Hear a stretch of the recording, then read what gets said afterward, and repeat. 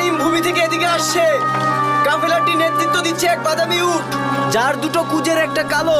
আর হারিস ইবনে তোলাতিলাতিল খুজাই সবচেয়ে বেশি উপহাস করতেন রাসূল সাল্লাল্লাহু আলাইহি ওয়াসাল্লামকে নিয়ে। জিব্রাইল অবতরণ করে আমার বক্ষ বিদীর্ণ করে, তা থেকে কল্প বের করে জমজমের পানি দিয়ে ধুয়ে ইলম হিকমতে পরিপূর্ণ করে আবার বক্ষে স্থাপন করেন। বোরাক শ্বেত রঙের একটি প্রাণী, যা আকারে খচ্চর থেকে ছোট কিন্তু গাধা থেকে বড়, আর এতই দ্রুতগামী তার কদম সেখানেই পড়ে যেখানে তার দৃষ্টি পতিত হয়। মহান আল্লাহ যখন কোনো জাতিকে পথ দেখাতে চান তখন তিনি সেই জাতির কল্যাণের জন্য রাসূল পাঠান, যেন ওনারা নির্দিষ্ট জাতিকে সৎ পথে পরিচালিত করেন। আদম আলাইহিস সালাম থেকে শুরু করে নূহ আলাইহিস সালামের সময় পর্যন্ত অনেক নবী রাসূল পাঠিয়েছেন মানুষের কল্যাণের উদ্দেশ্যে। যখন মানুষজন মহান আল্লাহ তাআলার সাথে অন্য কিছু শরিক করত আর নিজেদের বানানো মূর্তিদের পূজা করত, তখন নূহ আলাইহিস সালামকে পাঠানো হয়েছিল আল্লাহর বাণী পৌঁছে দিতে। মূর্তি পূজা থেকে দূরে থাকার আহ্বান দেওয়া হয়েছিল আর এক আল্লাহর উপাসনার নির্দেশ দেওয়া হয়েছিল। আর তখন কিছু মানুষ তাতে বিশ্বাস করেছিলেন আর কিছু মানুষ এই আহ্বান প্রত্যাখ্যান করেছিলেন। আর এত কিছু শ্রবণ করেও যখন আর কেউ ঈমান আনলো না, তখন আল্লাহ তাআলা তাদের সাগরে ডুবিয়ে মারলেন। সমগ্র ভূমি সমুদ্রের পানিতে পুরোপুরি নিমজ্জিত হয়ে গেল। কিন্তু যারা নবীর কথা শুনে ওনার বানানো নৌকায় উঠেছিল তারা ব্যতীত সবাই মারা গেল। আর অতঃপর মানুষের জীবন তেমনটাই সুন্দর হলো ঠিক যেমনটা সুন্দর হওয়া উচিত ছিল। তারপর আবার আগের মতো একই ঘটনার পুনরাবৃত্তি হলো। আবার কিছু মানুষ মূর্তি পূজা শুরু করলো। পূর্বের মতো আবারও যখন আল্লাহর আদেশ অমান্য করা শুরু করলো, তখন মহান আল্লাহ সেই শহরের জনপদকে আবারও কষ্ট দিলেন। তিনি নবী সালেহ এর উম্মতদের শাস্তি হিসেবে ভয়ঙ্কর আযাব দিলেন, যখন তারা আল্লাহর নিদর্শনের সেই উষ্ট্রিকে হত্যা করেছিল। তারপর নবী মুসা সত্যের বাণী নিয়ে আসলেন, কিন্তু ইহুদিরা তাওরাতের বাণী পরিবর্তন করে আল্লাহর বিরুদ্ধে মিথ্যা ছড়ালো। এরপর ঈসা ইবনে মরিয়ম আলাইহিস সালাম আল্লাহর বাণী প্রচার করতে শুরু করলেন। আপনার কথাগুলো শুনতে আমার খুব ভালো লাগছে। আপনি আমাকে আর কিছু বলুন। আপনি শুনুন আব্দুল আশাল প্রধান, আরবের ইহুদি খ্রিস্টানেরা, ধর্মযাজকরা আর ভুয়া জ্যোতিষীরা জানেন একজন নবীর আগমনের সময় চলে এসেছে, যার মাধ্যমে মহান আল্লাহ তাআলা সত্যের বাণী পৌঁছে দেবেন। আর সেই নবী হচ্ছে মুহাম্মদ ইবনে আবদুল্লাহ ইবনে আব্দুল মুত্তালিব ইবনে হাশিম, রহমত বর্ষিত হোক তার উপর। আর আপনি জানেন যে কুরাইশের সবাই তার সততা ও ন্যায়পরায়ণতার কথা জানে, তবু ওনারা তাকে মিথ্যা প্রতিপন্ন করেছে, আঘাত করেছে, অত্যাচার করেছে। এমনকি 3 বছর ধরে হাশিম গোত্রকে প্রত্যাখ্যান করে অনেককেই মেরে ফেলা হয়েছে বলা যায়। কি বলছেন এসব? 3 বছর ধরে প্রত্যাখ্যান? কিভাবে হাশিম গোত্রের মতো সম্ভ্রান্ত একটা গোত্রের সাথে এমন অসহনীয় অত্যাচার অন্যায় করতে পারে? বলুন, মুহাম্মদ কোন ধর্মের আহ্বান সবার জন্য নিয়ে এসেছেন? তিনি একমাত্র আল্লাহর উপাসনা করার আহ্বান জানাচ্ছেন আর মানুষের বানানো মূর্তিকে প্রত্যাখ্যান করতে বলেছেন। আমি যতটুকু জানি, মূর্তি পূজা আপনাদের পূর্বপুরুষদের ধর্মীয় রীতি। আমাদের পিতৃপুরুষেরাও তাই করতেন। এমনকি তারা কেউ কেউ কন্যা সন্তানদেরকে জ্যান্ত কবরও দিত। কতটা নির্মম ছিল তারা! সে সময় বেশিরভাগ আরবীয়রা অন্যের বাড়িতে লুট করত আর দুর্বল ব্যক্তিদের হত্যা করত। আমরা সাধারণ মানুষরা আসলে কখনোই ভেবেই দেখি না আসলে কোনটা উচিত আর কোনটা উচিত না। এছাড়াও সেই সময়ের মানুষদের আরেকটি জঘন্য কাজ হলো, অনেকেই পিতার স্ত্রীকেও বিয়ে করত। আপনি তো একজন বিজ্ঞ ব্যক্তি, আচ্ছা আপনার কি মনে হয় এসব করা কি উচিত? রাব্বিল কাবার শপথ, এসব কাজ আমার চোখে অন্যায়। কি হলো উসাইদের? আমি ওকে পাঠালাম ওই লোকটাকে এখান থেকে বের করে দেওয়ার জন্য, আর উসাইদ তো দেখছি ওই লোকের কথা মনোযোগ দিয়ে শুনছে। এ কারণে কি ওকে পাঠিয়েছিলাম নাকি? উসাইদ যদি লোকটাকে অপমান করতে না পারে, তাহলে আমি তাকে অপমানিত করে এই ভূমি থেকে বের করে দেব। আপনার নামটা কি ভাই? আমি মুসাব ইবনে উমাইর। আমি আব্দে ইবনে কুসাই গোত্র থেকে এসেছি। আমি তো দেখছি আপনি কুরাইশের সম্ভ্রান্ত বংশের লোক। আপনার কথাগুলো সত্যিই খুব শ্রুতিমধুর। আর কাবার শপথ, যে মস্তিষ্ক আপনার কথাগুলো শুনবে, সঙ্গে সঙ্গে তার হৃদয়ের ভেতরে কথাগুলো গেঁথে যাবে। কিন্তু আপনি এত কিছু জানলেন কিভাবে? পবিত্র কোরআনের মাধ্যমে। পবিত্র কোরআন? এই পবিত্র কোরআন জিনিসটা আবার কি? যেখানে আল্লাহ তাআলার পবিত্র বাণী আল্লাহর রাসূল মুহাম্মদ সাল্লাল্লাহু আলাইহি ওয়াসাল্লামের উপর কিতাবের মাধ্যমে অবতীর্ণ হয়েছে। কিছু অংশ আমাকে শোনাতে পারবেন? হ্যাঁ, শোনান তাহলে কিছু অংশ, শুনি কি বলা হয়েছে। বিসমিল্লাহির রহমানির রহিম। হামিম। পরম দয়াময়, পরম দয়ালুর নিকট হতে অবতীর্ণ এক কিতাব, যার আয়াতগুলো বিস্তারিতভাবে ব্যাখ্যাকৃত আরবি ভাষায়, জ্ঞানী সম্প্রদায়ের জন্য সুসংবাদদাতা ও সতর্ককারী। কিন্তু তাদের অধিকাংশই ফিরিয়ে নিয়েছে তাদের মুখ। তারা বলে, তুমি যার প্রতি আমাদেরকে আহ্বান করছো সেই বিষয়ে আমাদের অন্তর আবরণে আচ্ছাদিত, কর্ণে আছে বধিরতা, এবং তোমার ও আমাদের মাঝে আছে নির্দিষ্ট অন্তরাল। সুতরাং তুমি তোমার নিজের কাজগুলো করো এবং আমরা আমাদের কাজ করি। বলুন, আমি কেবল তো ক্ষমা প্রার্থনা করো, আর ধ্বংস তাদের জন্য যারা আল্লাহর সাথে শরীক গণ্য করে। একমাত্র মাবুদ, অতএব তোমরা তাঁরই নির্দেশিত সরল সঠিক পথে চলো এবং তার কাছে ক্ষমা প্রার্থনা করো, আর ধ্বংস তাদের জন্য যারা আল্লাহর সাথে অন্যদের শরীক গণ্য করে। হে আল্লাহ, আমি ওসাইদের চোখে মুখে ইসলামের আলো জ্বলজ্বল করতে দেখছি। আপনি ওর হৃদয় চক্ষু ইসলামের আলোয় আলোকিত করে দিন। বাহ, কি চমৎকার আর অর্থপূর্ণ কথাগুলো। আমাকে বলুন, যদি ইসলাম ধর্ম গ্রহণ করতে চাই আমাকে কি রীতি পালন করতে হবে? এক আল্লাহর উপর বিশ্বাস স্থাপন করতে হবে। ইসলামই হচ্ছে সর্বশ্রেষ্ঠ ধর্ম। বুঝেছেন উসাইদ? কি বলে স্থাপন করব? বলুন, আশহাদু আল্লা ইলাহা ইল্লাল্লাহ আশহাদু আল্লা ইলাহা ইল্লাল্লাহ ওয়া আশহাদু আন্না মুহাম্মাদান রাসূলুল্লাহ ওয়া আন্না মুহাম্মাদান রাসূলুল্লাহ। এটাই হলো সত্য ধর্মের প্রশান্তি ভাই উসাইদ। মুসলিমেরা তোমাকে পেয়ে খুবই আনন্দিত হবে। প্রার্থনা নিয়ম শিখিয়ে দিন। চলুন আমাদের সাথে।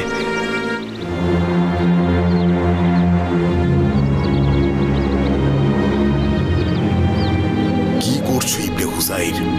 আমি কি করতে তোমাকে পাঠালাম, আর কি করছো তুমি? কেন করছো এসব? তুমি দাঁড়িয়ে আর সেজদাবনত হয়ে কি করছো এসব?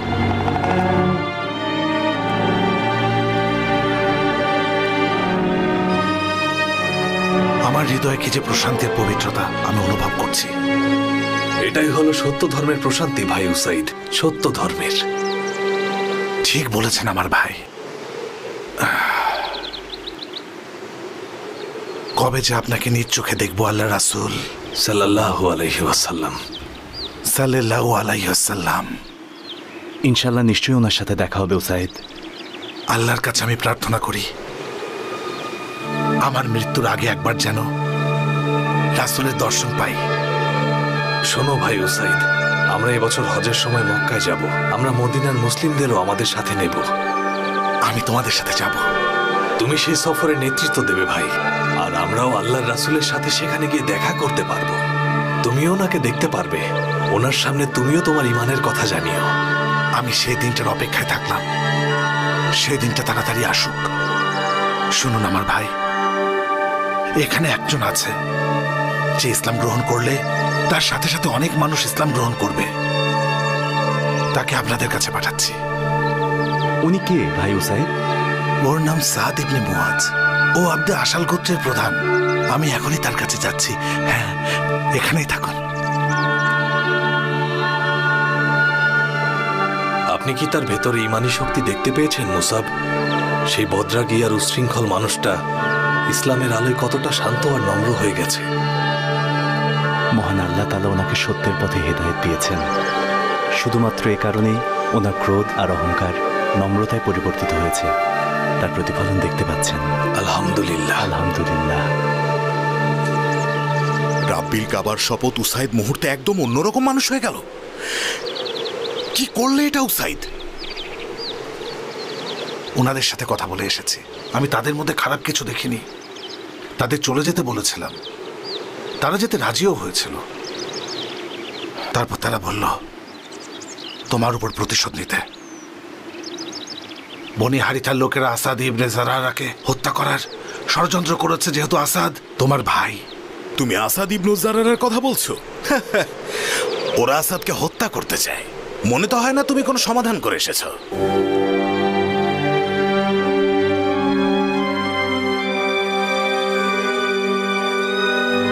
ওই যে সাদ ইবনে মুআজ, রাগান্বিত হয়ে এদিকে আসছে। রাসূল সাল্লাল্লাহু আলাইহি ওয়াসাল্লাম আমাকে একটি মহান উদ্দেশ্য নিয়ে সাল্লাল্লাহু আলাইহি ওয়াসাল্লাম। আমার মৃত্যু হলেও সেই উদ্দেশ্য সফল করার জন্য চেষ্টা করে যাব। সেই উদ্দেশ্য হলো মদিনায় ইসলাম ধর্ম প্রচার। ওই ব্যক্তি যদি ভালো ব্যবহার করে তো ভালো, আর খারাপ ব্যবহার করলে আমাদের আর কি করার। তাকে ঠান্ডা মাথায় আমরা বুঝাই মুসাব। আশা করছি মহান আল্লাহ তাকে সত্যের পথ দেখাবেন। আমি একজন মানুষকে সত্যের পথে ফেরানোর জন্য নিজের জীবন উৎসর্গ করতেও একবারের জন্য ভাবব না।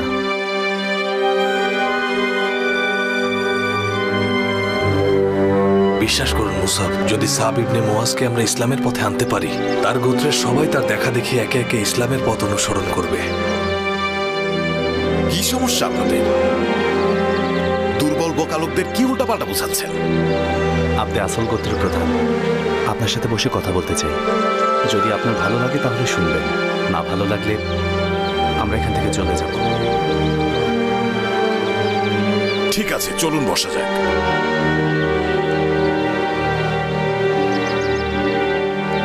বলুন, কি বলতে চান? আপনাকে সেই ধর্মের আহ্বান জানাচ্ছি যে আহ্বান আমি উসাইদকে করেছি। এক আল্লাহর ধর্মে ঈমান আনুন, যে ধর্মের প্রচার আল্লাহর প্রিয় রাসূল মুহাম্মদ সাল্লাল্লাহু আলাইহি সাল্লাম করছেন। মূর্তি পূজা থেকে বিরত থাকার আহ্বান জানাচ্ছি। প্রকাশ্যে আপনার বিশ্বাস প্রকাশ করুন। ভ্রাতৃত্বের বন্ধনে আহ্বান জানাচ্ছি। ইসলাম গ্রহণের আগে যে প্রধান, গ্রহণের পরও প্রধান। আপনার ক্রোধের মাঝেও আমি আপনার চোখে মুখে ইসলামের আলোর হেদায়েত দেখতে পাচ্ছি। ইসলাম? এটা আবার কোন ধর্ম? এক আল্লাহর উপর বিশ্বাসের ধর্ম এবং মুহাম্মদ আল্লাহর বান্দা এবং রাসূল এই বিষয়ের উপর বিশ্বাস স্থাপনের কথা বলা হয়েছে। মহান আল্লাহ ইসলাম প্রচারের জন্য আল্লাহর রাসূলের উপর পবিত্র কোরআন অবতীর্ণ করেছেন। দেখি শোনান তো সেখানকার কিছু অংশ।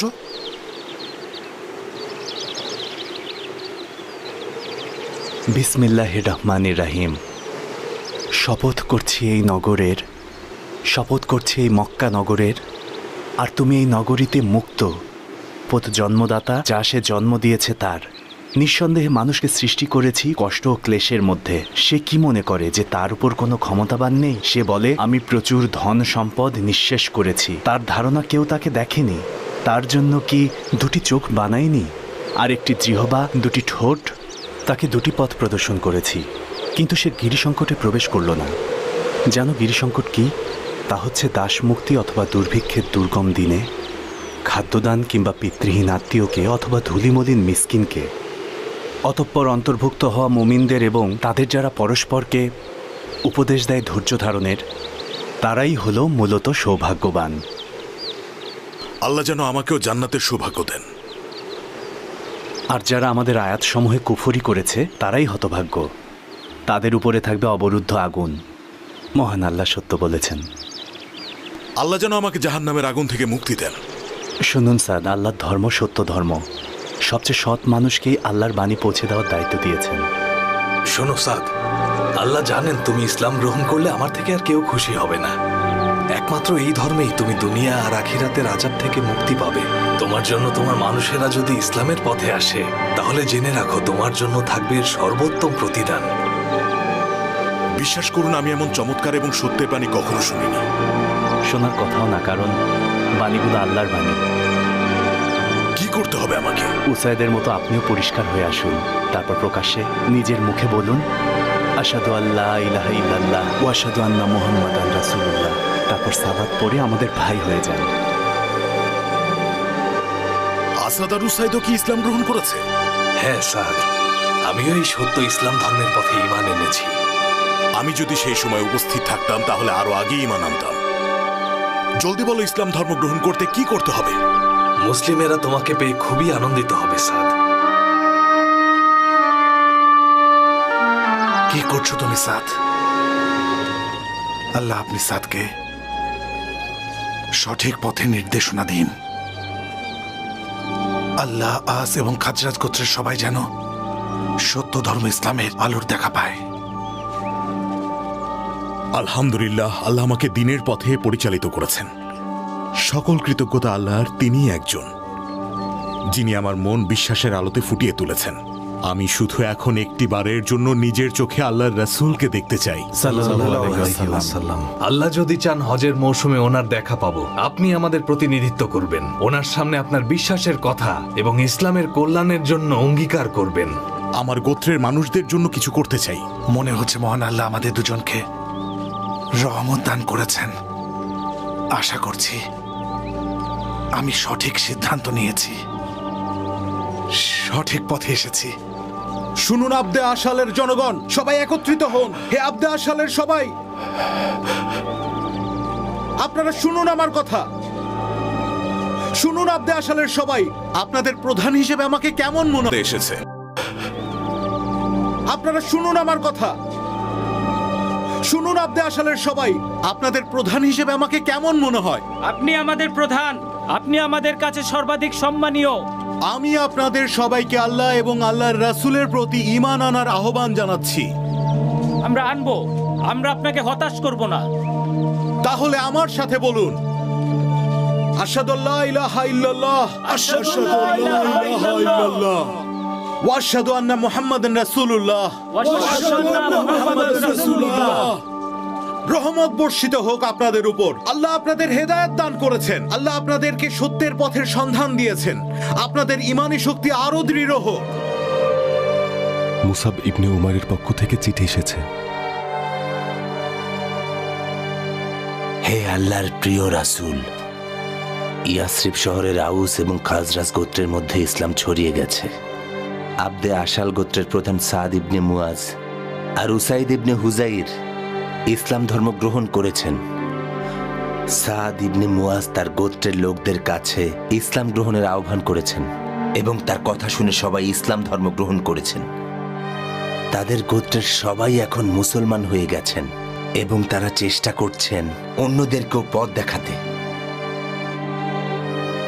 ইসলাম গ্রহণ করেন এমন পরিবার হলো উমাইয়াত ইবনে জাইদ, খাতমা, ওয়াইল, ওয়াকিব এবং আউস ইবনে হারিসার পরিবার, কারণ তারা আবু কাইস, সাইফি, ইবনিল আসলাতির অনুসারী। ইবনিল আসলাতি ইসলাম ধর্মের বিপক্ষে। ইয়াসরিবে আপনার আগমনের অপেক্ষায় আমরা সবাই আছি হে আল্লাহর রাসূল সাল্লাল্লাহু আলাইহি ওয়াসাল্লাম। এখানকার মানুষ উদ্গ্রীব হয়ে আছেন আপনাকে সচক্ষে একবার দেখার জন্য। আসসালামু আলাইকুম ওয়া রাহমাতুল্লাহি ওয়া বারাকাতুহু। হে আল্লাহ, একবার আপনার রাসূলকে দেখার সৌভাগ্য করে দিন আমাদের। হে পরম দয়ালু, একবার আপনার রাসূলকে দেখার সৌভাগ্য করে দিন আমাদের। হে আল্লাহ, হে দয়ার সাগর, একবার আপনার রাসূলকে দেখার সৌভাগ্য করে দিন আমাদেরকে। হে আল্লাহ, আপনি পরম দয়ালু।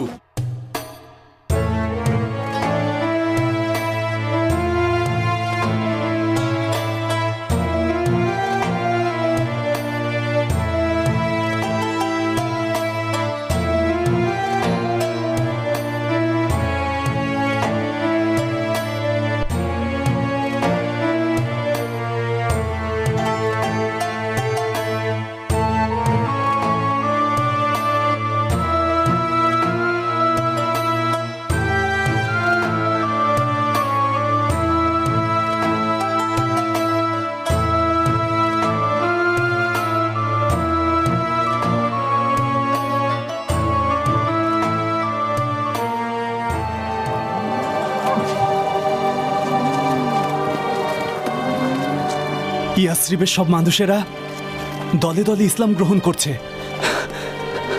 আপনাকে এক নজর দেখার অপেক্ষায় আছে। তাদের হৃদয়ে আনন্দে উচ্ছ্বসিত আর আত্মতৃপ্তি তাদের চোখে মুখে স্পষ্ট। তাদের গোত্রপ্রধান থেকে শুরু করে সাধারণ মানুষ আল্লাহ তাআলা তার রাসূলের উপর ঈমান এনেছে।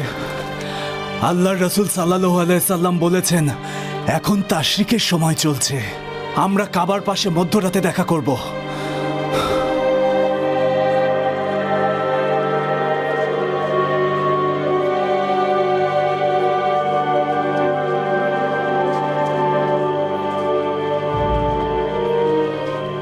এনারা সবাই ইয়াসরিবের মুসলমান। আল্লাহর রাসূল আপনাকে সন্তুষ্ট করার জন্য আপনার সামনে সবাই ঈমান আনতে চান। আমরা আপনাকে দেখে অনেক অনেক আনন্দিত হে আল্লাহর রাসূল। শুনুন ইয়াসরিবের জনগণ, আউস আর খাজরাজগণ, আমি আব্বাস ইবনে আব্দুল মুত্তালিব। আপনারা সবাই জানেন যে মুহাম্মদ আমাদের কাছে কতটা শ্রদ্ধার পাত্র। আমরা তাকে নিরাপত্তা দিচ্ছি কারণ আমাদের কিছু মানুষ ওনার ক্ষতি করতে চায়, এ কারণেই তিনি শুধু আপনাদের সাথে দেখা করতে রাজি হয়েছেন, অন্য কারো সাথে নয়। তাই যদি আপনারা তিনি আপনাদের শহরে আসার আগে যে কথা দিয়েছিলেন সেটা রাখতে পারেন, যদি ওনাকে শত্রুর হাত থেকে রক্ষা করতে পারেন, তাহলে জেনে রাখুন অনেক বড় দায়িত্ব আপনারা কাঁধে নিয়েছেন। কিন্তু আপনারা যদি তাকে শত্রুপক্ষের হাতে তুলে দেওয়ার চিন্তা করেন, তাহলে এখান থেকে চলে যাওয়াই ভালো। তিনি নিজ ভূমিতেই সুরক্ষিত। আল্লাহ রাসূল বলেছেন, নিজের স্ত্রী পুত্রকে যেভাবে রক্ষা করেন আমাকেও সেভাবে রক্ষা করবেন, এটাই জানুনি। যে মহান আল্লাহ আপনাকে সত্যের বাণী দিয়ে প্রেরণ করেছেন তার শপথ নিয়ে বলছি, আমাদের স্ত্রী সন্তানদের আমরা এই ভূমিতে যেভাবে নিরাপত্তা দেই সেভাবে আপনাকেও নিরাপত্তা দেব হে রাসূলুল্লাহ। ইয়া রাসূলুল্লাহ, আমাদের এবং ইহুদি সম্প্রদায়ের মাঝে একটি চুক্তি সম্পাদন হয়েছিল। আপনার জন্য আমরা সবাই সেই চুক্তি ভঙ্গ করব, কিন্তু তারপর যদি আপনি আল্লাহর ইচ্ছায় বিজয় লাভ করেন, তাহলে কি আপনি আমাদের সবাইকে ছেড়ে মক্কায় ফিরে যাবেন? আল্লাহর প্রিয় রাসূল বলেছেন, আমার জীবন আপনাদের জীবন, আমার ধ্বংস আপনাদেরও। আমি আপনাদের, আপনারা আমার। আপনারা যার বিরুদ্ধে যুদ্ধ করবেন আমি তার বিরুদ্ধে যুদ্ধ করব। আমরা আপনাকে কথা দিচ্ছি হে আল্লাহর প্রিয় রাসূলুল্লাহ।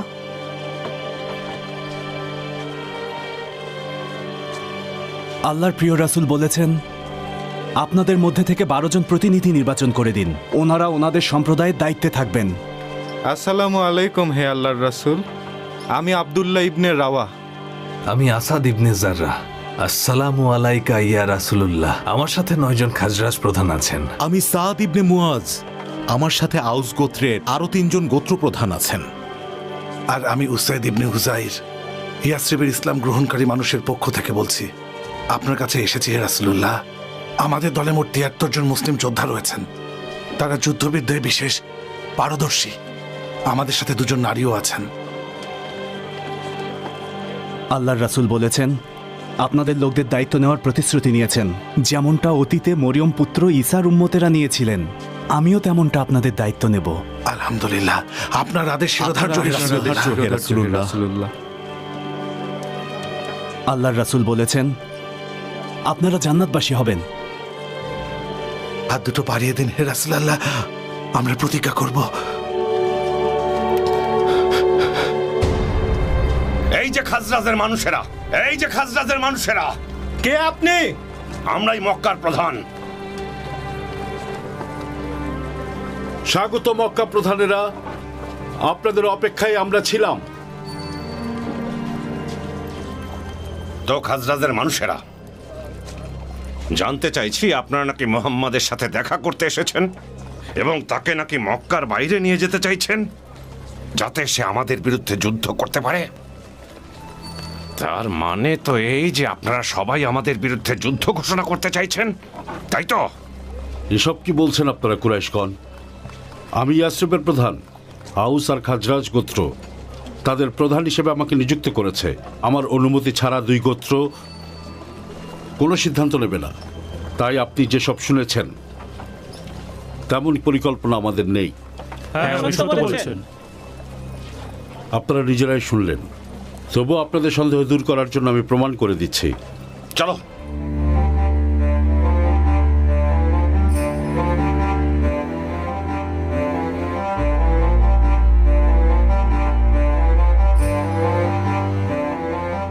হে ইয়াসরিবগণ, হে আউস আর খাজরাজ গোত্র, এনারা হলেন মক্কার প্রধান। এনারা জানতে এসেছেন যে এখানে এসে আপনারা মোহাম্মদকে কোনো শপথ করেছেন কিনা।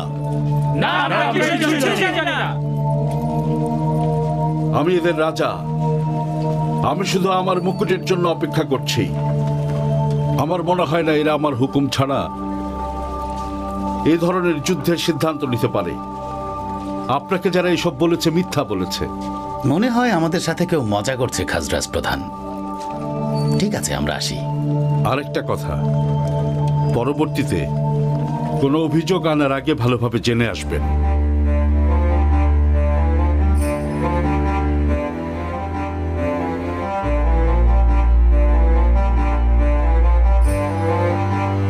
যতদিন পর্যন্ত তোমরা আল্লাহর পথে না আসবে ততদিন পর্যন্ত আমরা যুদ্ধ করে যাব। শুনুন মুসলিমগণ, রাসূল সাল্লাল্লাহু আলাইহি ওয়াসাল্লাম আপনাদের সবার উদ্দেশ্যে বলেছেন, আপনাদের মুসলিম ভাইয়েরা মদিনায় নিরাপদে আছেন, তাই হিজরতের নির্দেশ দেয়া হলো। কারণ মক্কার লোকজনেরা তো এখানে আপনাদের সাথে ভীষণভাবে অন্যায় করছে। অত্যাচারের মাত্রা দিন দিন বেড়েই চলেছে। যেহেতু তারা আঘাত এবং পাশবিক অত্যাচারে আপনাদের বিপর্যস্ত করে তুলেছে, তাই হিজরতের অনুমতি দেয়া হলো। নিশ্চিন্ত থাকুন, মদিনায় যাওয়ার পর সেখানকার লোকেরা আপনাদেরকে খাদ্য এবং বাসস্থান দেবে।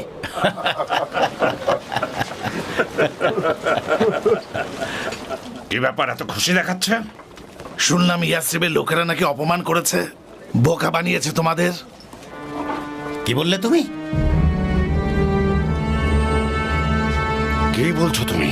আমি ঠিকই বলছি, ওরা গতকালই মোহাম্মদের ধর্মকে আলিঙ্গন করেছে। এই চলো সবাই, চলো।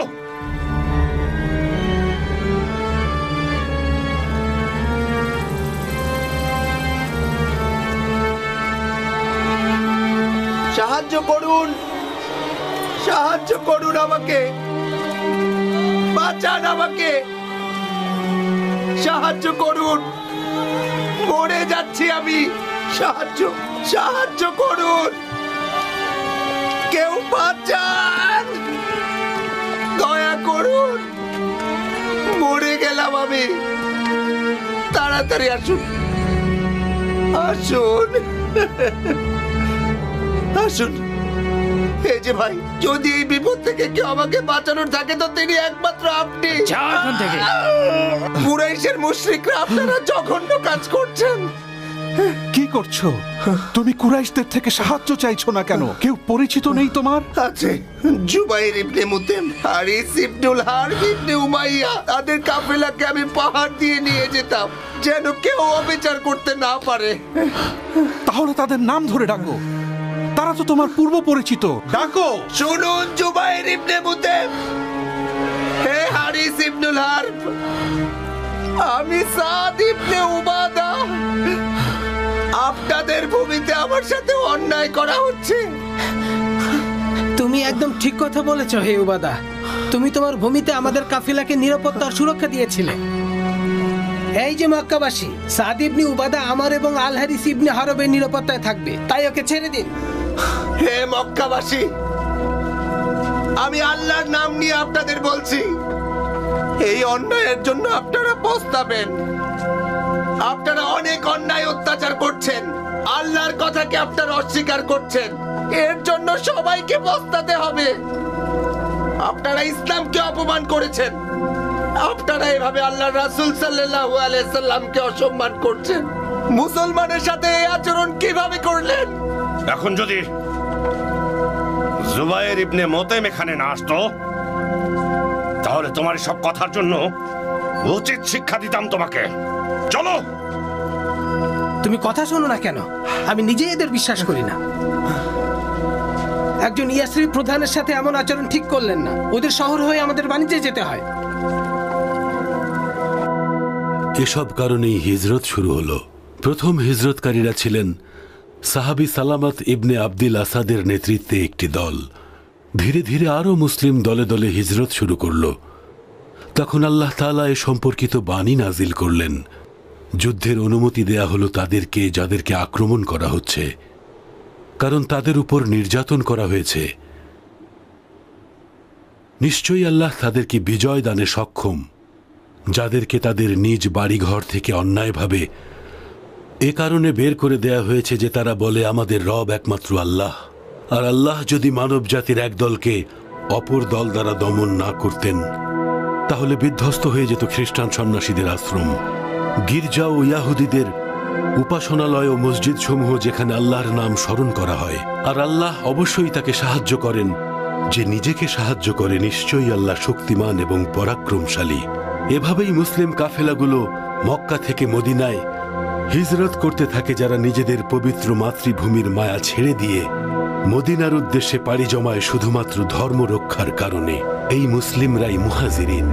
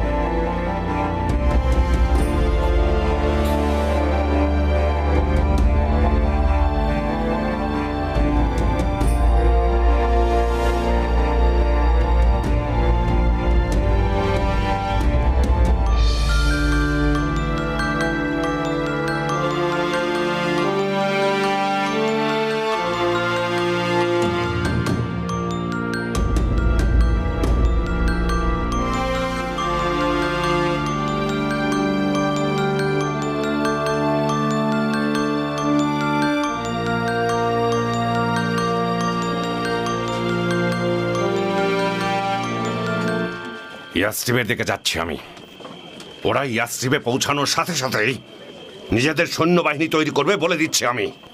বুঝতেও পারবে না কখন কি করবে ওরা। মোহাম্মদ যেন কোনোভাবেই মক্কা থেকে বের হতে না পারে। একবার বের হতে পারলে আমাদের সবার বিপদ হবে। তাই আমি বলছি ওদেরকে জোর করে থামাতে হবে। যারা হিজরত করছে তাদের পরিবারের দায়িত্ব নিয়ে নেই। আমি আইয়াশ ইবনে রাবিয়া আর হিশামকে বুঝিয়েছি মক্কা থেকে চলে গেলে নিজেদের দল আরো ভারী করবে। হাসিম গোত্রের উপর আপনাদের কোনো রকম নিয়ন্ত্রণ নেই। তারা কুরাইশদের সকল বংশের মধ্যে সবচেয়ে দুর্বল। তাহলে কেন আপনারা শুধু শুধু ওদের পেছনে লাগছেন? এজন্যই ওরা চলে যাচ্ছে। ওরা কোনো গোপন রাস্তা দিয়ে চলে যাচ্ছে। শহর ত্যাগের এমন কোনো পথ তারা ব্যবহার করছে যেটা আমাদের চেনা নেই। প্রথমে কোনো পুরুষ যাচ্ছে, তারপর স্ত্রী আর সন্তানরা যাচ্ছে। এমনকি ডুডান গোত্রের আব্দুল্লাহ বিন জাহশও পরিবারের লোকজনকে নিয়ে পালিয়ে গেছে। তাই এখন গিয়ে তোমরা সবাই খালি ঘরবাড়ি ছাড়া আর কিছুই খুঁজে পাবে না। আমি শপথ করছি যাকেই পাবো তাকেই জোর করে ধরে আনবো। আর মুহাম্মাদের কি করবেন? সে যদি চলে যায়? আমি কথা দিচ্ছি আমি বেঁচে থাকতে ওকে এখান থেকে যেতে দেব না। আপনি কি কাল হিজরতে যাওয়ার সিদ্ধান্ত নিয়েছেন আম্মা? হ্যাঁ বাবা আলী, তোমার সিদ্ধান্ত কি? আমি থাকব যতক্ষণ না রাসূলুল্লাহ সাল্লাল্লাহু আলাইহি ওয়াসাল্লাম আমাকে অনুমতি দেন। সাল্লাল্লাহু আলাইহি ওয়াসাল্লাম। আলী, নিজের যত্ন নিও বাবা। এখানে কুরাইশের মুশরিকরা যারা হিজরত করছে তাদের উপর অনেক রেগে আছে। তারা যেভাবেই হোক আটকানোর চেষ্টা করবে। আর তারা যখনই সুযোগ পাবে রাসূল সাল্লাল্লাহু আলাইহি ওয়াসাল্লামের ক্ষতি করার চেষ্টা করবে। আমার আব্বা আবু তালেব বেঁচে থাকতে মোহাম্মদকে সবসময় রক্ষা করেছেন। সব সমস্যায় সিংহের মতো কুরাইশদের সামনে গিয়ে দাঁড়িয়েছেন। আমিও আমার জীবন দিয়ে তাকে রক্ষা করব আম্মা।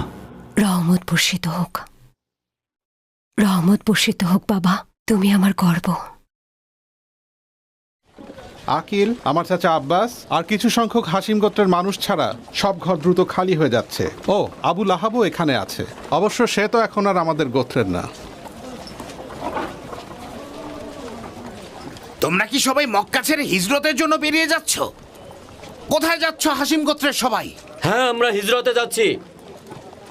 ওখানে আমাদের ভাইয়েরা আছে, যেখানে আমাদের উপর কোনো অত্যাচার আর বিশ্বাসঘাতকতা করা হবে না, যেখানে কোনো অবিশ্বাসী নেই। আমরা আল্লাহ আর ওনার সত্য ধর্মের জন্য হিজরত করছি। আর আপনাকে বলছি আবু লাহাব, আপনি কুরাইশ মুশরিকদের সাথে থাকুন, কারণ আপনি আমাদের কেউ না। চলুন। শুনুন কুরাইশের মুশরিকগণ, আমি ওমর ইবনুল খাত্তাব, আমি মক্কা ছেড়ে মদিনায় হিজরত করছি আল্লাহর সন্তুষ্টির জন্যে। কে আছো নিজ স্ত্রীকে বিধবা করবে, কে আছো নিজ সন্তানকে এতিম করবে, এসো আমার সঙ্গে মোকাবেলা করো। একদম ঠিক বলেছেন আপনি ওমর। কুরাইশের জন্য এটা একটা সতর্ক বার্তা।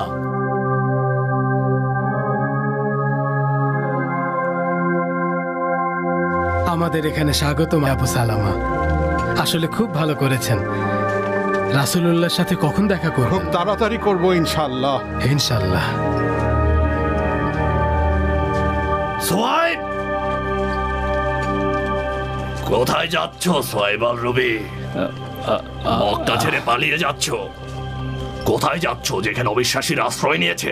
যেতে পারবে না, লাত আর উজ্জার কসম। তুমি এখানে সম্বলহীন হয়ে এসেছিলে, এখন সম্পদ নিয়ে পালাচ্ছ। কাবার মালিকের কসম, এটা আমি কখনোই হতেই দেব না। আমি যদি সব অর্থ সম্পদ রেখে যাই তাহলে কি আমাকে যেতে দেবেন? হ্যাঁ, অবশ্যই দিব। তাহলে সব রেখে দিন, আমাকে বাধা দেবেন না। অর্থ দিয়ে কি হবে? আমি শুধু আল্লাহর পথে থাকতে চাই।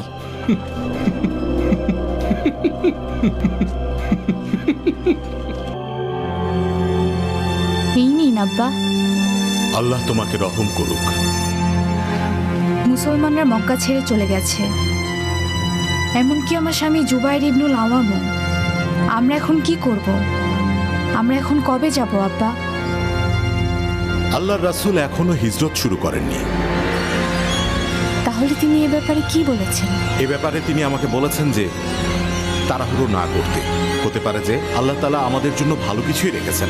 আমি সে আশাতেই আছি। আব্বা, আল্লাহর রাসূল এসেছেন। রাসূলুল্লাহ, ইয়া রব, আমি যেন তার সাথে থাকতে পারি। কিন্তু এই অসময়ে আল্লাহর রাসূল সাল্লাল্লাহু আলাইহি ওয়াসাল্লাম কেন এসেছেন? ভালো কিছুই হবে। তাদেরকে মদিনায় যেতে দেওয়া যাবে না। পেছনে লাগা মুহাম্মদ আমাদের সীমা অতিক্রম করেছে, ওকেও শাস্তি পেতেই হবে। আমার মনে হয় আমাদের একটু শান্ত হওয়া উচিত। আমাদেরকে শান্তিতে যেতে দেওয়া উচিত। হাসিম গোত্র তো আমাদের কোনো ক্ষতি করে। সবাইকে বোঝাতে হবে। আমি মনে করি মুহাম্মদ মদিনায় যাচ্ছে নিজ ধর্ম প্রচারের জন্য, অন্য কোনো উদ্দেশ্য নয়। এছাড়াও তোমাদের অত্যাচার থেকে বাঁচার জন্যই চলেছে। শোনো না, তুমি কিভাবে এর সাথে সহমত? অবশ্যই তাকে শাস্তির মুখে হতে হবে। আমাদের পূর্বপুরুষেরা যে কথা বলে গেছে তাকে মিথ্যে।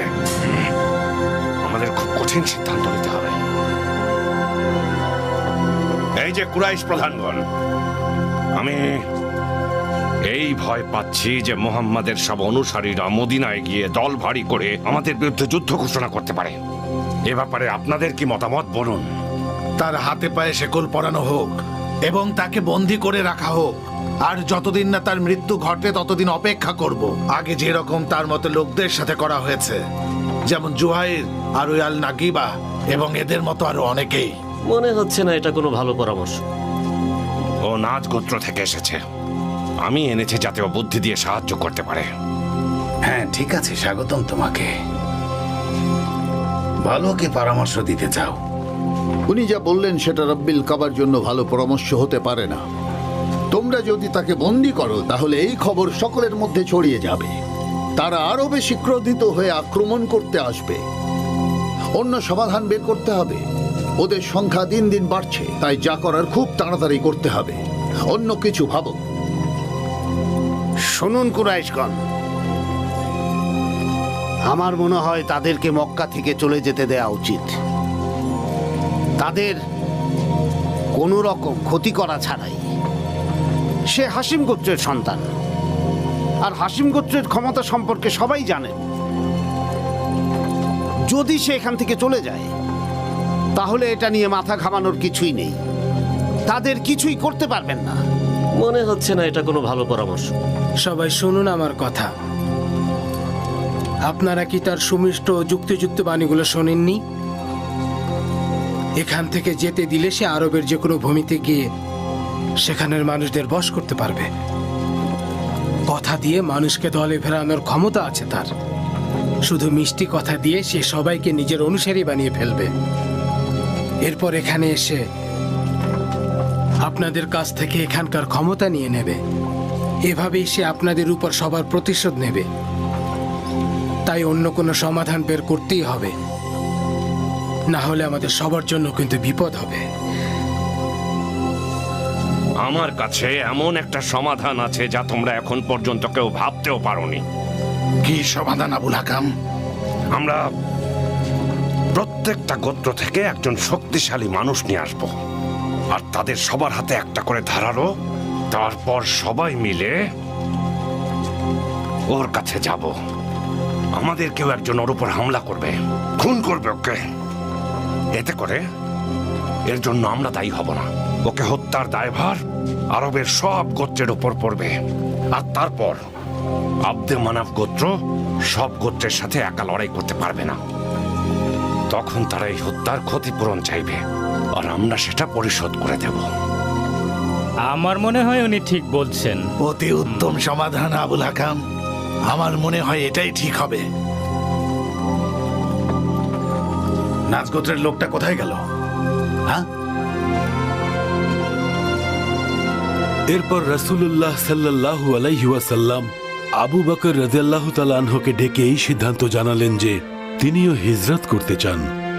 এরপর আবু বকর রাদিয়াল্লাহু তাআলা আনহু রাসূলের সাথে হিজরত করার ইচ্ছা পোষণ করলেন।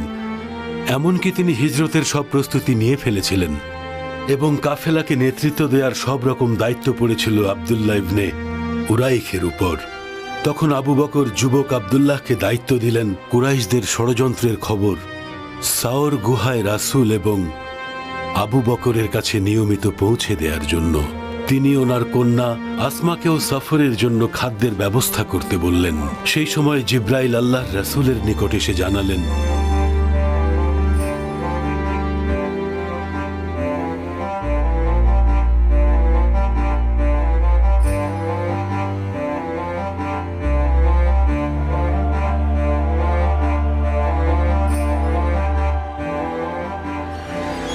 তিনি যেন সেই রাতে ওনার বিছানায় না ঘুমাতে যান, কারণ আল্লাহ রাব্বুল আলামিন আপনাকে হিজরতের অনুমতি দিয়েছেন। যখন রাত নেমে আসলো, শত্রুরা বাইরে অপেক্ষা করছিল। যখনই রাসূল ঘুমাবেন তখনই তাকে খুন করার জন্য ঝাঁপিয়ে পড়বেন তারা। আল্লাহর রাসূল দরজার বাইরে একজনকে দেখে আলী রাদিয়াল্লাহু তাআলা আনহুকে ডেকে বললেন, তুমি আমার বিছানায় শুয়ে পড়ো আর নিজেকে চাদর দিয়ে ঢেকে দাও, নিশ্চিন্ত থাকো, তোমার কোনো বিপদ হবে না। এরপর রাসূলুল্লাহ সাল্লাল্লাহু আলাইহি ওয়াসাল্লাম সবার সামনে দিয়ে চলে গেলেন। যখন আবু জাহেল ঘরের বাইরে দাঁড়িয়ে ওনাকে ব্যঙ্গ বিদ্রুপ করছিল, কিন্তু কেউ ওনাকে দেখতে পেলেন না। মুহাম্মদ দাবি করছে তুমি নাকি রাজা হবে। যত আরবীয় আছে তাদের মধ্যে এবং আরবের বাইরের লোকদের মধ্যেও যদি তোমরা বিশ্বাস আনো, জান্নাত পাবে আর পরকালে পুরস্কৃত হবে। আর যদি তোমরা বিশ্বাস না করো, তাহলে মৃত্যু পর্যন্ত তোমাদের সৎ পথে আনার চেষ্টা করবে। তারপর তোমাদের মৃত্যুর পর যখন তোমরা পুনরুত্থিত হবে, তখন তোমাদের সবাইকে নরকে পাঠানো হবে তোমাদেরকে। আমরা সবাই জাহান্নামে পড়ব। এখনো ঘুমাচ্ছে সে। আমরা অপেক্ষা করি। ঠিক বলেছো। এরপর রাসূলুল্লাহ সাল্লাল্লাহু আলাইহি ওয়াসাল্লাম ওনার হাতে ধুলো নিয়ে বেরিয়ে এসে বললেন, আপনারা সেই মানুষ যারা আল্লাহ তাআলার রাসূলকে চোখের সামনে পেয়েও একবারের জন্য দেখতে পাননি। যখন আল্লাহ তাআলার রাসূলকে কুরাইশরা ব্যঙ্গ বিদ্রুপ করছিল, তখন তিনি পবিত্র আয়াত তিলাওয়াত করতে করতে বের হলেন। বিসমিল্লাহির রহমানির রহিম। ইয়াসিন, শপথ প্রজ্ঞাময় কুরআনের, নিশ্চয়ই আপনি রাসূলদের অন্তর্ভুক্ত এবং সরল পথের উপর প্রতিষ্ঠিত। এই কোরআন হচ্ছে প্রবল পরাক্রমশালী আল্লাহর কাছ থেকে নাজিলকৃত, যাতে আপনি সতর্ক করতে পারেন এমন এক জাতিকে যেখানে তাদের পিতৃপুরুষদেরকে সতর্ক করা হয়নি, সুতরাং তারা উদাসীন। অবশ্যই তাদের অধিকাংশের উপর সে বাণী অবধারিত হয়েছে, সুতরাং তারা কোনোভাবেই কুরআনের উপর ঈমান আনবে না। নিশ্চয়ই আমি তাদের গলায় বেড়ি পরিয়ে দিয়েছি এবং সেটা চিবুক পর্যন্ত, ফলে তারা ঊর্ধ্বমুখী হয়ে আছে আর মাথা খাড়া করে রেখেছে।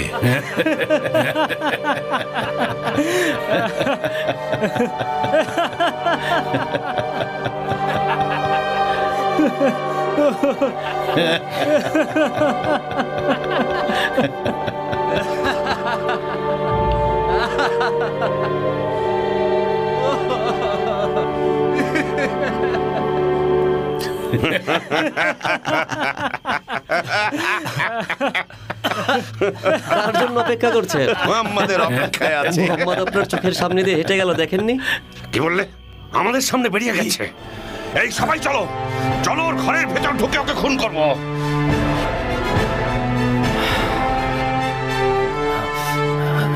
আলী, তুমি এখানে? তুমি এখানে কি করছো?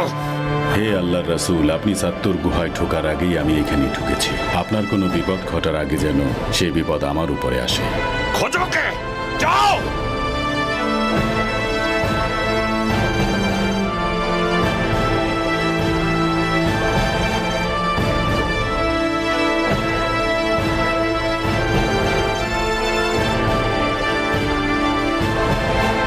ওই লোকটা গেল কোথায়? ইবলিস শয়তানি ছিল যে কুরাইশ প্রধানের কাছে গিয়েছিল এবং আবু জাহেলকে সমর্থন করেছিল। ইবলিসই গিয়েছিল ওখানে, গিয়ে নিজেকে নাজ গোত্রের লোক বলেছে। সে আল্লাহর রাসূলকে খুন করার পরামর্শ দিয়েছিল। এজন্য হাসরের ময়দানে ইবলিস শয়তানকে শাস্তি ভোগ করতে হবে।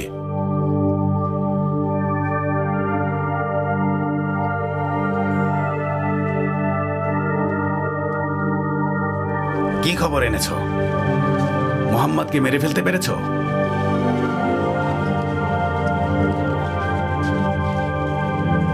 না। কি বলছো তুমি? এতজন মিলে একজনকে মারতে পারলে না? আমাদেরকে ধোঁকা দিয়েছে আবু সুফিয়ান। ওখানে মোহাম্মদের বিছানায় অন্য একজন ঘুমাচ্ছিল, ওই আলী। এমন ঘটনা আমি জীবনেও দেখিনি। কেউ কাউকে বাঁচানোর জন্য এভাবে জীবন দিতে প্রস্তুত থাকতে পারে। কিন্তু সে আমাদের কাছ থেকে আমাদের ক্ষমতা কেড়ে নিতে চাইছে। এখন এসব বাদ দাও, এসব পরে হবে।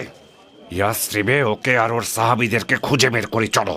আমার মনে হয় না তাতে কোনো লাভ হবে। মুহাম্মদ অনেক দূরে এগিয়ে গেছে। আপনারা যদি আগেই মুহাম্মাদের ব্যাপারে আমার পরামর্শ শুনতেন তাহলে এখন পস্তাতে হতো না। অনেক বলেছেন আপনি উতবা। এসব বলে আপনি আমাদের পরিকল্পনা নষ্ট করে দিচ্ছেন। আমি তো এটা বুঝতে পারছি না আপনারা কেউ আমার কথা শুনতে চাইছেন না কেন। আপনারা যদি মুহাম্মাদকে ভালোই ভালো যেতে দিতেন, সেখানে গিয়ে সে যদি ভালো কিছু করত, আপনারাই সবার কাছে বাহবা পেতেন। কিন্তু আপনারা আমার কথা শোনেননি। ভবিষ্যতে এটার জন্য আরো অনেক পস্তাতে হবে আপনাদের। মনে হচ্ছে আপনিও ওর অনুসারী হয়ে গেছেন উতবা। অতিরিক্ত কিছু বলবেন না আবুল হাকাম। যদি মুহাম্মাদের ধর্মে বিশ্বাস আনতাম সেটা লুকাতাম না। আমি শুধু আমার অতীত অভিজ্ঞতা থেকে বলেছি। আপনাদের কর্ম ভয়ঙ্কর দিকে নিয়ে যাবে আপনাদের। আমি আর আপনাদের সাথে নেই। মুহাম্মাদের পিছু নেব। চলো সবাই, চলো, এসো। আলী কি সত্যি সত্যি মোহাম্মদের জীবন বাঁচানোর জন্য নিজের জীবন দিতে রাজি ছিল? কিভাবে সম্ভব?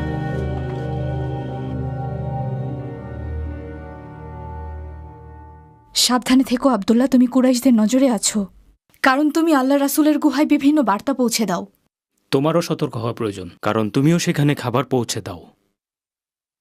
আমির ইবনে ফুহাইরাকেও তুমি সতর্ক করে দিও আব্দুল্লাহ। ওকে সতর্ক করা হয়েছে। তার পশুর পাল নিয়ে আমাদের পরিকল্পনা মাফিক সবসময় গুহার আশেপাশেই থাকবে, যেন গুহার রাস্তা সহজে কারো নজরে না আসে।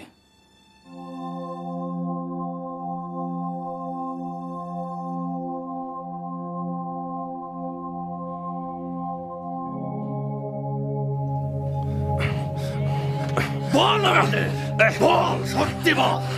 বল, আবু বকর আর ওর বন্ধু মোহাম্মদ কোথায়? আমি কি করে জানবো ওরা কোথায়? আমি তো এখানে ভেড়া চড়াতে এসেছি, আমি জানি না। শোনো সবাই, যাও, আমাদের মক্কার ওই পর্বতে যেতে হবে। এখনো বেশি দূর যায়নি ওরা। চলো।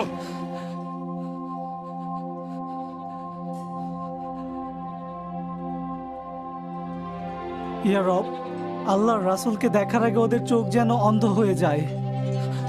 এরপর যখন আবু বকর রাদিয়াল্লাহু তাআলা আনহু ফিস ফিস করে রাসূলুল্লাহ সাল্লাল্লাহু আলাইহি ওয়াসাল্লামকে বলছিলেন, যদি ওরা আমাদেরকে দেখে ফেলে তাহলে কি হবে? রাসূলুল্লাহ বললেন, চুপ করে থাকো আবু বকর। আল্লাহ তাআলা কি দেখেননি যে কিভাবে ওরা খারাপ পরিকল্পনা করেছে, কিভাবে অবিশ্বাসীরা অন্যায় অত্যাচার করে মানুষকে ঘর ছাড়া করেছে এবং কিভাবে তারা অন্যায় অত্যাচার করে বিশ্বাসীদেরকে দেশ ছাড়া করেছে? তাদের যত পরিকল্পনা করার আছে করুক, আল্লাহ তাআলাই সর্বোচ্চ পরিকল্পনাকারী। এখানে সে আছে।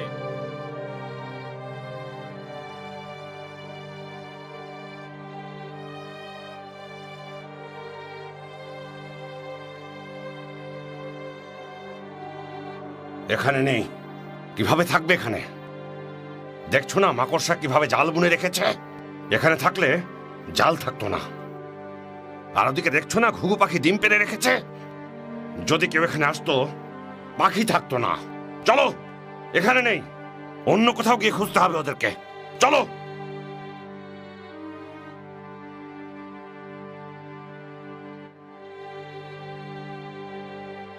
আল্লাহর প্রিয় রাসূল সাল্লাল্লাহু আলাইহি ওয়াসাল্লাম এবং তার সাহাবী আবু বকর ওই গুহার মাঝেই 3 রাত ছিলেন। আমির ইবনে ফুহাইরা তাদের কাছে খবর পৌঁছে দিতেন আব্দুল্লাহ ইবনে আবু বকরের কাছ থেকে নিয়ে। তখন কুরাইশরা ঘোষণা করল তাকে খুঁজে দিলে 100টি উট দেয়া হবে। 3 রাত খুঁজেও কুরাইশরা তাকে পায়নি। এরপর এলেন আব্দুল্লাহ ইবনে উরাইকিত এবং এসে গুহায় তাদের সাথে দেখা করলেন। তারপর তাদেরকে নিয়ে হিজরতের উদ্দেশ্যে মদিনায় রওনা হলেন। এই খাবারগুলো রেখে দিন আব্বা। একটা রশি সাথে দিয়ে দাও মা, যাতে আমরা এই খাবারগুলো উটের পিঠে বেঁধে নিতে পারি। এখনই দিচ্ছি আব্বা।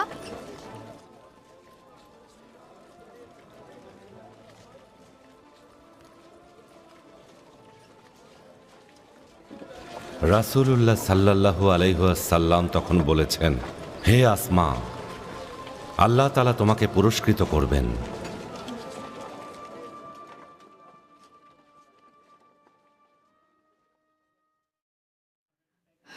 হে আল্লাহ, আপনি তাদের জানমালের রক্ষা করুন। ওই কুরাইশদের জন্য আমার অনেক ভয় হচ্ছে আব্দুল্লাহ। তুমি চিন্তা করো না বোন আমার, মহান আল্লাহ তাদের স্বয়ং দেখে রাখছেন। তিনিই তার রাসূলকে সুরক্ষা দেবেন, তাই চিন্তার কারণ নেই। কি হয়েছে আসমা? আব্দুল্লাহ ভাই, আমার গর্ভবতী হওয়ার 10 মাস পূর্ণ হয়েছে। কিন্তু তুমি তো জানো আমি আমার পিতা আর রাসূল সাল্লাল্লাহু আলাইহি ওয়াসাল্লামের জন্য গুহায় খাবার নিয়ে যেতাম। এজন্য আমাকে অনেক পরিশ্রম করতে হতো। আমি তো এখানে একাই আছি, কারণ আমার স্বামী আল জুবাইর ইবনুল আওয়াম মুসলিমদের সাথে মদিনায় হিজরতে গেছেন। এখানে শুধু আমি, আলী ইবনে আবু তালিব, ফাতিমা আর উম্মে খুলতুম রাসূলুল্লাহর আদেশের অপেক্ষায় আছি। সাল্লাল্লাহু আলাইহি ওয়াসাল্লাম। আল্লাহ যদি চান আমরাও খুব শীঘ্রই তাদের ওখানে হিজরত করব। আমাদের জীবন তখন খুব সুন্দর হয়ে যাবে। কিন্তু সবাই ওই শহরে নিরাপদে পৌঁছানো পর্যন্ত আমাদেরকে ধৈর্য ধরতে হবে। আলী রাসূলের সাথেই আছেন, তিনি সর্বক্ষণ রাসূলের খেয়াল রাখছেন। রাসূল সাল্লাল্লাহু আলাইহি ওয়াসাল্লামের জন্য তিনি নিজের জীবন দিতে প্রস্তুত। আলী ওনার বিশ্বস্ত। তারাই কুরাইশদের হাত থেকে রাসূল সাল্লাল্লাহু আলাইহি ওয়াসাল্লামকে বাঁচিয়ে নিরাপদে নিয়ে যাবেন। আলীর উপর আমার বিশ্বাস আছে। সে থাকতে আল্লাহর রাসূলের কিছুই হতে দেবে না। কুরাইশের মুশরিকেরা আরও রাগান্বিত হয়ে গিয়েছিল যখন তারা আল্লাহর রাসূল সাল্লাল্লাহু আলাইহি ওয়াসাল্লামকে খুঁজে পায়নি। সাল্লাল্লাহু আলাইহি ওয়াসাল্লাম, ওরা যদি আমাদের কোনো ক্ষতি করে ফেলে? ধৈর্য ধরতে হবে আসমা, আল্লাহর রহমতের অপেক্ষায় আছি। আল্লাহ নিশ্চয়ই আমাদের দেখবেন, তিনি রক্ষাকর্তা। তাড়াতাড়ি যাও, তাড়াতাড়ি।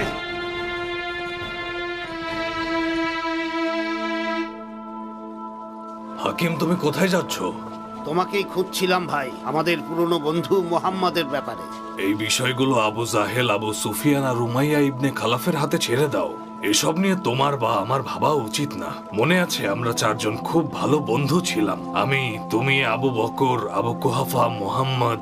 আমাদের কি এখন এসবের মধ্যে যাওয়া উচিত? ইবনে হারিস, আমরা যদি কিছু না করে বসে থাকি, আবুল হাকামের মনে হবে আমরা মোহাম্মদের সমর্থক। সেদিনের কথা মনে নেই, যেদিন আবু জাহেলের সামনে পড়ে গিয়েছিলাম ফুপি খাদিজার জন্য গোপনে খাবার পাঠাতে? মনে আছে, মনে আছে। আউস এবং খাজরাজের সবাই, হিজরতকারী মুহাজিরিন ভাইয়েরা অতি দ্রুত আমাদের শহরে এসে প্রবেশ করবেন। তারা তাদের সকল অর্থ সম্পদ হারিয়ে নিঃস্ব হয়ে এখানে আসছেন। তাদের প্রতি দয়াশীল হবেন, যেমন দয়াশীল হয় মা উট তার নবজাতকের জন্য।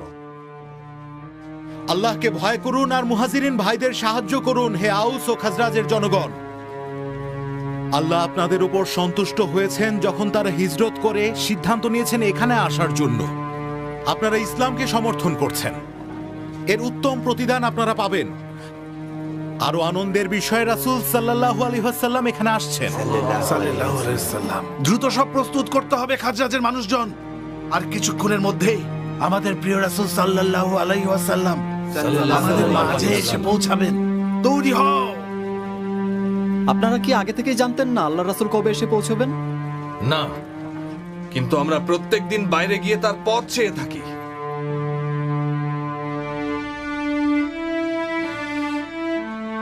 আবু বকরের পরিবার কোথায় তোমরা?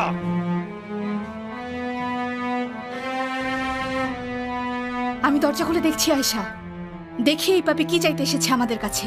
দরজা খুলছো না কেন? ভয় পেয়ে গেছো নাকি তোমরা? হ্যাঁ, আল্লাহর শত্রু, কি চান আপনি? তুমি তো আবু বকরের কন্যা, তাই না? হ্যাঁ, আমি তার কন্যা আসমা। কোথায় সে? কোথায় তোমার পিতা? আমি জানি না, উনি চলে গেছেন। কোথায় গেছে? কিভাবে জানবো? আমি তাকে জিজ্ঞেস করিনি। তার মানে তুমি বলবে না? এত বড় সাহস! একজন নারীর গায়ে কোন সাহসে হাত তুলছেন আপনি?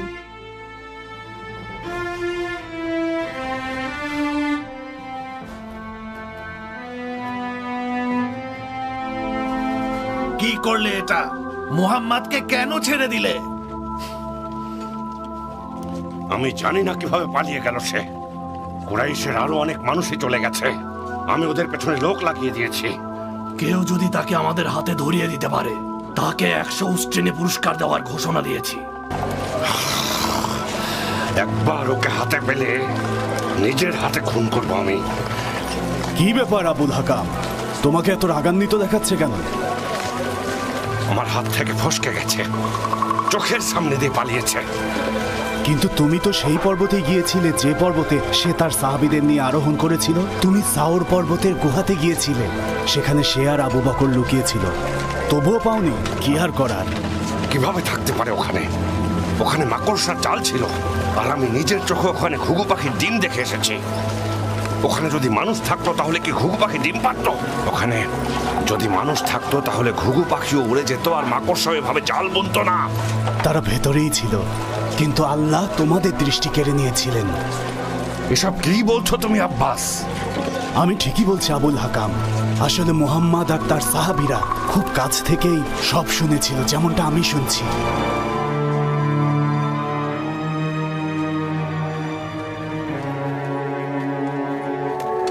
আল্লাহর রাসূল আমাদের বলেছেন ভিন্ন পথে মদিনা যেতে, যে পথ কুরাইশের মুশরিকেরা কেউ চিনে না। মনে রাখবেন, কুরাইশেরা আমাদের খুঁজে বেড়াচ্ছে। আমি নিশ্চিত মুদলিজ গোত্রের ভূমিতে তাদের বাড়িগুলোর পাশ দিয়ে যাওয়ার সময় তারা আমাদের চিনে ফেলেছে।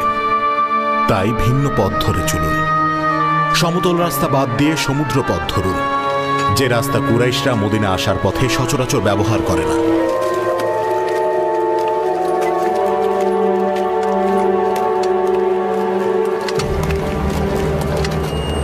এই সুরাকা, তুমি কি মুহাম্মদ আর তার সাহাবীদেরকে দেখেছো? আমি নিজে ওদেরকে খুঁজছি। ওদেরকে বের করে পুরস্কারটা আমিই নেব, আর কেউ না।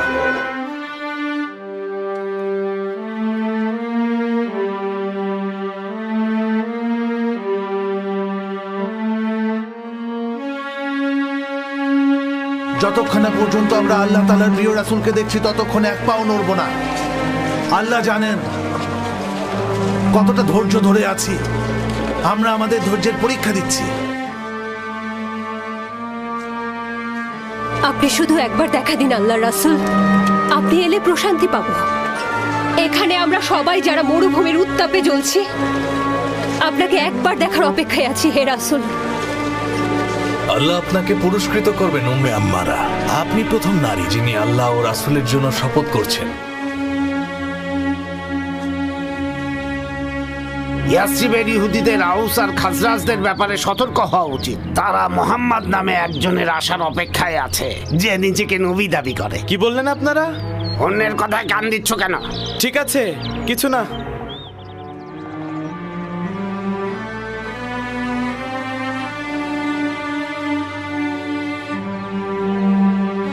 উনি কি সেই নবী সালমান? সত্যি কি তিনি এসেছেন যাকে দেখার জন্য এবং যার সামনে ঈমান আনার জন্য অপেক্ষায় ছিলেন?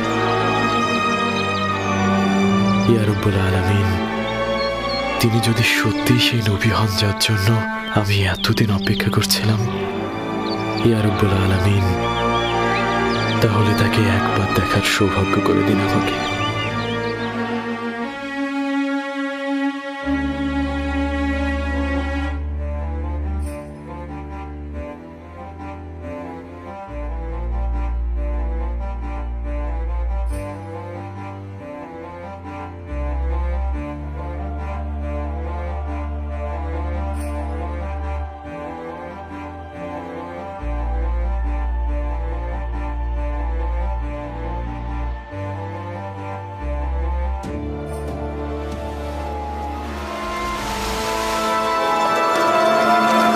ওই তো ওরা, ওই তো মোহাম্মদ আর ওর সাহাবীরা।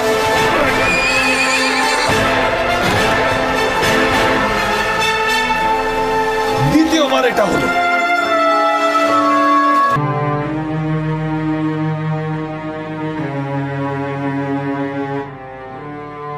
উনি কি সেই নবী সালমান? সত্যি কি তিনি এসেছেন যাকে দেখার জন্য এবং যার সামনে ঈমান আনার জন্য অপেক্ষায় ছিলে? ইয়া রব্বুল আলামিন, তিনি যদি সত্যি সেই নবী হন যার জন্য আমি এতদিন অপেক্ষা করছিলাম, ইয়া রব্বুল আলামিন, তাহলে তাকে একবার দেখার সৌভাগ্য করে দিন আমাকে।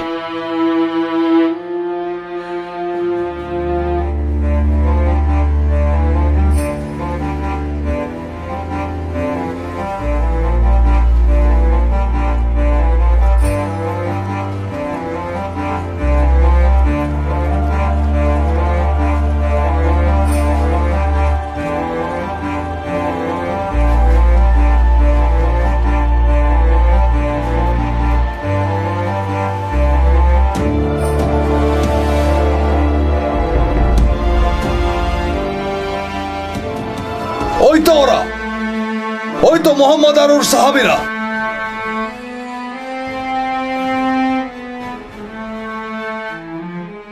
দ্বিতীয়বার এটা হলো।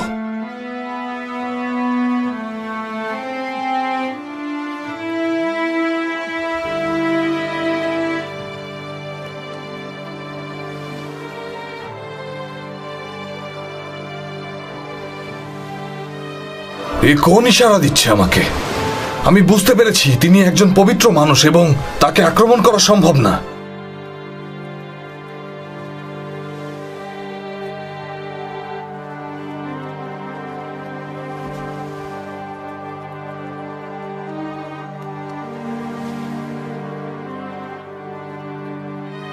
হে মোহাম্মদ, আমি সুরাকা ইবনে মালিক। দাঁড়ান, আমি একটু কথা বলবো। আমি সত্যি বলছি, আপনার কোনো ক্ষতি করতে আসিনি। একবার শুধু আমার কথাটা শুনুন।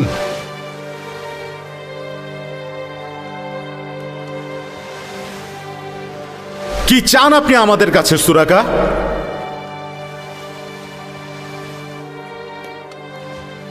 হে মোহাম্মদ, আমি শুধু প্রমাণ হিসাবে আপনার কাছ থেকে একটা স্মারক বস্তু চাই। আপনি একজন পবিত্র মানুষ, আল্লাহই আপনাকে রক্ষা করছেন, এটাই সত্য। এই নিন, এটা আপনার জন্য। আল্লাহর রাসূল সাল্লাল্লাহু আলাইহি ওয়াসাল্লাম আপনাকে অনুরোধ করেছেন আমাদের গোপন পথ আপনি যেন কাউকে না বলেন। জি, আদেশ শিরোধার্য। এরপর আল্লাহর রাসূল যখন তার সাহাবীদের এবং আবু বকর সিদ্দিককে নিয়ে মদিনার দিকে যাত্রা করছিলেন, তখন সে অঞ্চলের এক মহিলা কবি খানসা তামাদুর বিনতে আমর রাসূলুল্লাহ সাল্লাল্লাহু আলাইহি ওয়াসাল্লামের হিজরতের কথা শুনলেন এবং সুলাইম গোত্রের মানুষদের ডেকে রাসূলুল্লাহ সাল্লাল্লাহু আলাইহি ওয়াসাল্লামের ইসলামের দাওয়াত দিলেন। তিনি বললেন, আমি খানসা, আমি মুয়াইয়া এবং সাখরের বোন এবং আপনাদের প্রধান আমর বিন আল সারিদের কন্যা বলছি। আশহাদু আল্লা ইলাহা ইল্লাল্লাহ ওয়া আশহাদু আন্না মুহাম্মাদান রাসূলুল্লাহ। আমার পুত্ররাও ইসলাম গ্রহণ করেছে। আমি আপনাদের সকলকে এই কথাগুলো বলছি তার কারণ যেন আপনারা ঈমান আনেন, আল্লাহর সাথে কাউকে শরিক না করেন। আপনারা যদি ঈমান না আনেন তাহলে পরকালে জাহান্নামের আগুনে পড়বেন। আপনাদের জন্য শাস্তি অপেক্ষা করছে। হে সুলাইম গোত্রের মানুষেরা, আমি আল খানসা আপনাদের সকলকে ইসলামের প্রতি বিশ্বাস আনার দাওয়াত দিচ্ছি। যারা ইসলামের প্রতি ঈমান আনবেন, ইহকালে ও পরকালে তারা পুরস্কৃত হবেন এবং অবিশ্বাসীদের জন্য অপেক্ষা করছে কঠিন শাস্তি। খানসার কথা শুনে গোত্রের মানুষেরা প্রভাবিত হয়েছিল।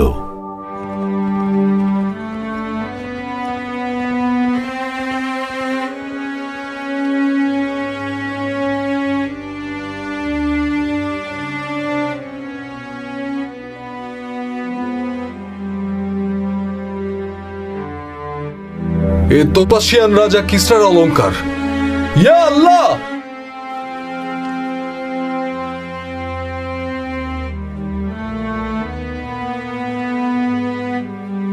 এই নিন উম্মে মাওয়াদ, আপনি এটা পান করুন। এই দুধ সেই ভেড়ার কাছ থেকে পেয়েছি যে পূর্বে কখনো দুধ দেয়নি। এখন আপনি পান করে বাকিটা আপনার স্বামী আবু মাওয়াদের জন্য রেখে দিন। কি অদ্ভুত কথা! আমাদের ভেড়া তো দুধ দেয় না, আর আজকে সে হঠাৎ করে এতগুলো দুধ দিয়ে দিল। হ্যাঁ, এই বাকি দুধটুকু আমি আমার স্বামীর জন্য রেখে দেব। আর এখানে তো অনেক দুধ আছে, বাকি সবাইও এই দুধ পান করতে পারবে। আজ কে দুধ দহন করেছে তিনিই বরকতময় ব্যক্তি।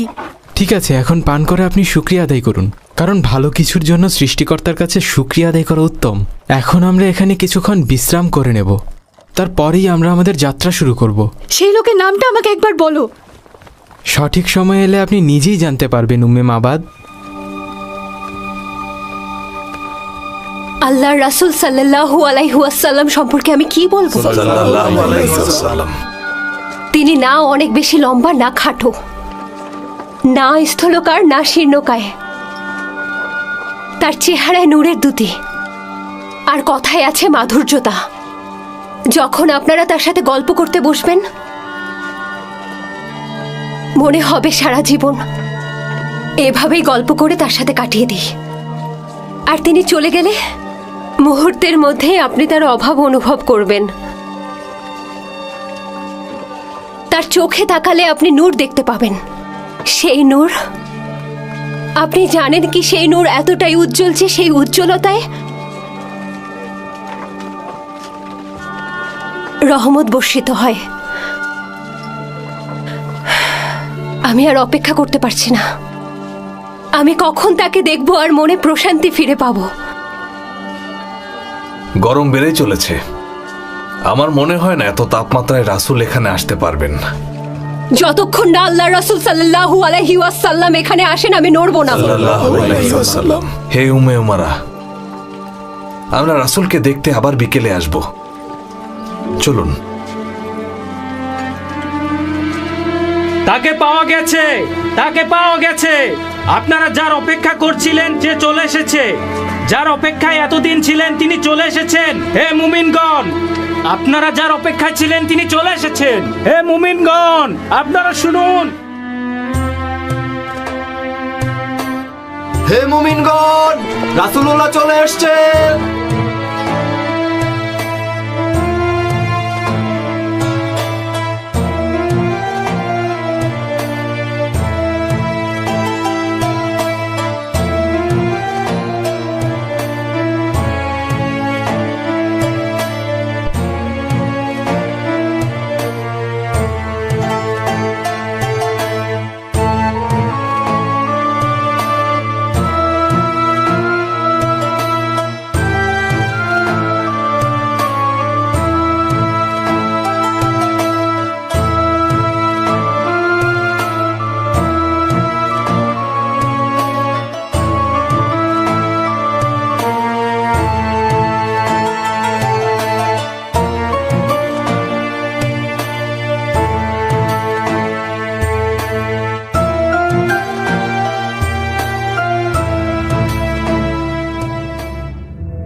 আমাদের মানুষেরা মক্কা থেকে হিজরতকারীদের নিয়ে এত উদ্বিগ্ন কেন? তারা দাবি করছেন যে সে নবী। সে আসার সাথে সাথে আমি সেটা পরীক্ষা করে দেখব। কোথা থেকে এসেছে এই লোক? কোথা থেকে? খাজরাজের লোকেরা আমাকে মুকুট পরিয়ে রাজা বানাতে রাজি হয়েছিল, আর এরই মধ্যে এই লোক এলো কোথা থেকে? আর এখানকার লোকেরা আমার কথা একেবারেই ভুলে গেছে। সে কি আমার ক্ষমতা নিতে এসেছে? আমার রাজ্য নিতে এসেছে? আমার কাছ থেকে আমার রাজ্য কেড়ে নেবে? তাহলে আমাদের কি হবে খাজরাজ প্রধান? এই প্রথম আমরা আউস গোত্র মেনে নিয়েছি। আমাদের গোত্রের বাইরের কেউ রাজা হবে। এবারই প্রথম খাজরাজ গোত্রের কেউ আমাদের রাজা হতে যাচ্ছে।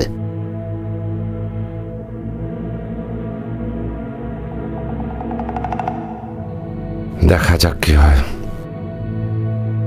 ওই লোক এখানে আসা পর্যন্ত অপেক্ষা করি। এখন তো খাজরাজ আর আউসের সবাই মোহাম্মদকে নিয়ে ব্যস্ত। শুধু তুমি, আমি আর অল্প কিছু মানুষ এই নিয়ে চিন্তা করছি। বাকি সবাই মোহাম্মদকে নিয়ে পড়ে আছে। কোথা থেকে এসেছে এই মোহাম্মদ? মনে হচ্ছে আমার ক্ষমতা কেড়ে নিতে এসেছে। কিন্তু এটা কখনোই সম্ভব না। সে যদি সত্যি নবী হয় তাহলে ক্ষমতার লোভ তার থাকার কথা না। সে এখানে ধর্মের দাওয়াত দিতে আসার কথা, কারো রাজ্য জয় করার উদ্দেশ্যে না। আপাতত ধৈর্য ধরি, কিন্তু আমার মনে হচ্ছে খারাপ সময় আসছে, খুবই খারাপ সময়। এরপর রাসূলুল্লাহ সাল্লাল্লাহু আলাইহি ওয়াসাল্লাম কুবাতে পৌঁছে গেলেন, যা মদিনার বাইরে মুনাওয়ারাতে ছিল, এবং সেখানে তিনি 4 দিন অপেক্ষা করেছিলেন আর অন্যান্য মুসলমানদের সাথে নিয়ে কিবা মসজিদ স্থাপন করেছিলেন, যে মসজিদটি ইসলামের ইতিহাসের একটি অন্যতম সাক্ষী। পরের শুক্রবার রাসূল তাঁর যাত্রা শুরু করলেন আর আউফ গোত্রের ভূমিতে গিয়ে সালাত আদায় করলেন, যে ভূমির মসজিদ অবস্থিত ছিল রানুনা উপত্যকার পাশে। এটাই মদিনায় প্রথম জুম্মার জামাত ছিল। এরপর আল্লাহর রাসূল আবু বকর ও সাহাবীদের নিয়ে মদিনাতুল মুনাওয়ারাতে প্রবেশ করে মদিনায় অপেক্ষারত মানুষদের সাথে দেখা করলেন, যারা এতদিন তপ্ত রোদে অপেক্ষা করছিলেন। নবীজিকে দেখার সাথে সাথে তাদের মধ্যে আনন্দের বন্যা বয়ে গেল।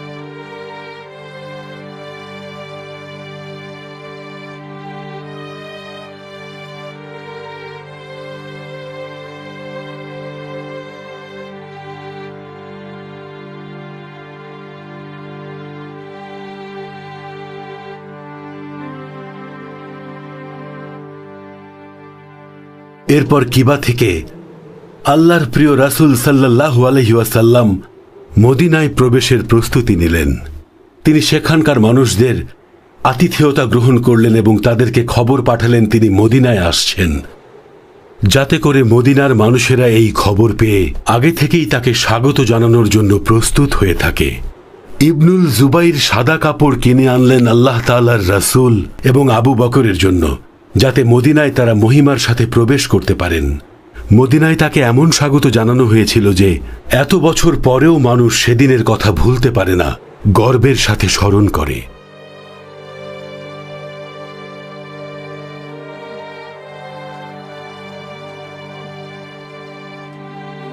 শুনুন সবাই, উনি আল্লাহর রাসূল সাল্লাল্লাহু আলাইহি ওয়াসাল্লাম। উনি যে উটের পিঠে চড়ে আসছেন সেটার নাম কাসওয়াত।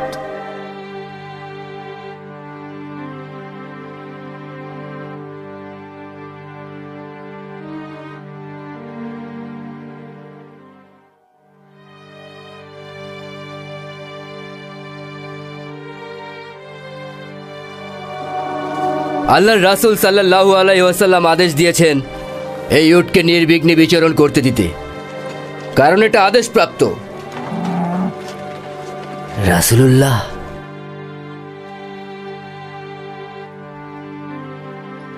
হে আল্লাহ রাসূল, আজকে আমাদের জীবনের সবচেয়ে আনন্দের দিন। আপনি সাইয়েদা গোত্রের ভূমিতে কখন যাবেন?